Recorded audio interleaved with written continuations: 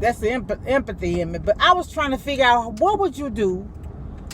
How would you respond knowing that you were headed to your death?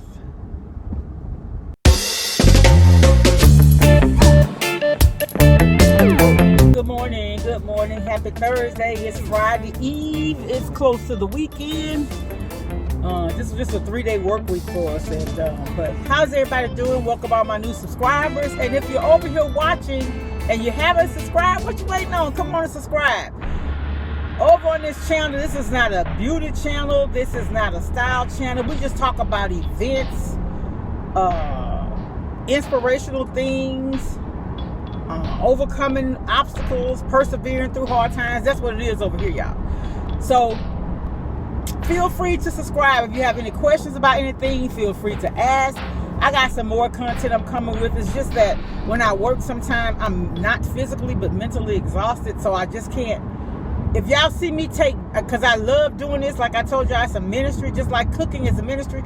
But if y'all see me take breaks, sporadic breaks, like I come in and out for a couple, it's because I'm mentally having to exhaust. I know my body lets me know when I just got to step back for a minute. Yeah. I just know. Yeah. But anyway, y'all, I was looking on YouTube and they were talking about this, it wasn't an American broadcasting company. It was one from Britain or somewhere, but this lady, she was interviewing this scientist. I'm sure he has a PhD or whatever, but he is also a Harvard, Yale professor. I don't remember which one. But they were talking about the Titan, and he was saying that when he was a reporter or something about his job, maybe as a scientist, he had to go down in there. And he said it became a time when they were unsure as to whether they would come back. And he said, and if I could find that, I'm going to just put that little clip in where he said that. But he said that at first there's fear, and then you get like a sense of peace. And that kind of peace, knowing that you're getting ready to die, has to be a supernatural type of peace. So I wanted to find that so that I could share that with you, because I was sitting there and I was just like, sometimes when things happen, when I don't know what to say, I just don't say anything. Because I was sitting and wondering, because I always put myself in other people's positions. That's the empathy in me. But I was trying to figure out, what would you do?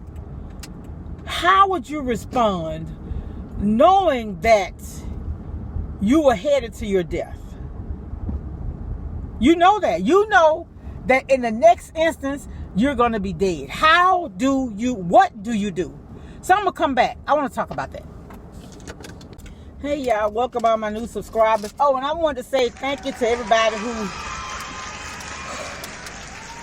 just had a kind word when I told y'all about that incident I had, because y'all, I am not lying, I was scared. Oh goodness. Anyway, back to what I was talking about when the guy said that in that moment where he thought that he was gonna die, he got a sense of peace and calm. And I was like, wow. And so I always wonder, like, if a person, I watch a lot of those shows where they talk about people, the ID channel and the Oxygen channel, where they talk about a lot of situations where people getting killed and they're kidnapped and things like that. And what do you do when you know that you're in the final seconds of your life? I remember my dad took sick in the bathtub, so he was able to get dressed and everything. He was stretched out across the bed, but we called the ambulance. And when they came, and I remember them taking him out of the house on the stretcher, and he was saying, Lord have mercy. And they worked on him for a while outside in front of the house, but he passed. And this July 28th, it will actually be 30. Let's see, that was in 39 years. Yeah, 39 years my dad been gone. But I don't know, I guess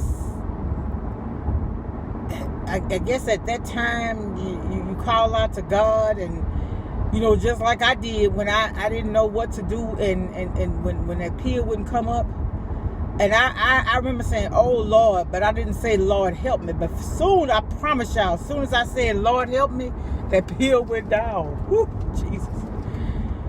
So, but I wanted to share, because what that man said, if those people's if the family could hear what he said, that would give them a sense of peace, because he experienced it firsthand on that same piece of equipment that they died in. And so it just shows you how precious life is. It does. It really, really does. And I remember my mom used to talk about, my mom lived to be 90. She was about 2 weeks shy of her 91st birthday when she passed. And I remember her saying, I'm sorry, y'all, it's got a glare on me here. But I remember my mom saying that, you live to be so old, and all of your loved ones gone, your friends, your cousins, all the people you lived, you grew up with, and they're all gone. And the older I get, y'all, the more I am experiencing that. We're getting ready for our 40th class reunion, and we have a group me chat, which I don't have group me on my phone, but I actually get all of the communications and through text. And somebody was asking, had they gotten in touch with one of our classmates, but she died last year. And I was just sitting there thinking about all the people in our class that's gone, and some of them passed. We hadn't even gone to college yet. I think one of our classmates died that summer that we graduated. He was in a club, mistakenly stepped on a guy's foot, and the guy shot him in the head. Yeah, it's a lot. Life. My brother saying, I have it on my about page, live life and don't let life live you. And the way you do that is you get grounded in God. And we was talking we don't have Sunday school. We have Wednesday night Sunday school, but we call it Wednesday night Bible school. And our teacher the other day, I didn't go last week. Well, yes, I did. I went last week.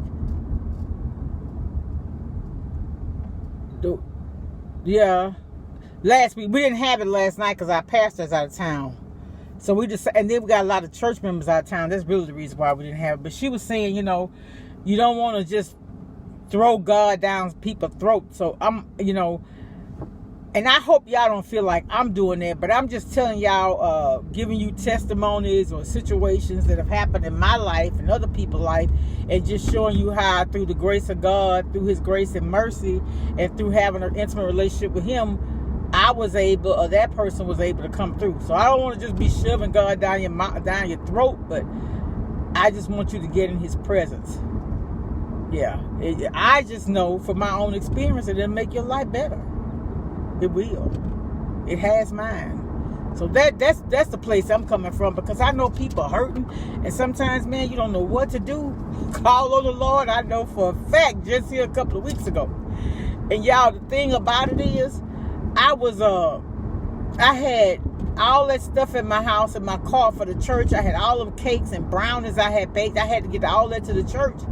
And I was having that episode, so that's what I was worried about, not being able to get the stuff to them too. I guess my family would have had to take it, or they would have had to come to my house and get it or whatever, because everything was already done. I mean, the cakes were already baked. Well, I hadn't put the icing on them, but I had made it. But it worked out. Thank God. Thank God. I thank God. Ooh,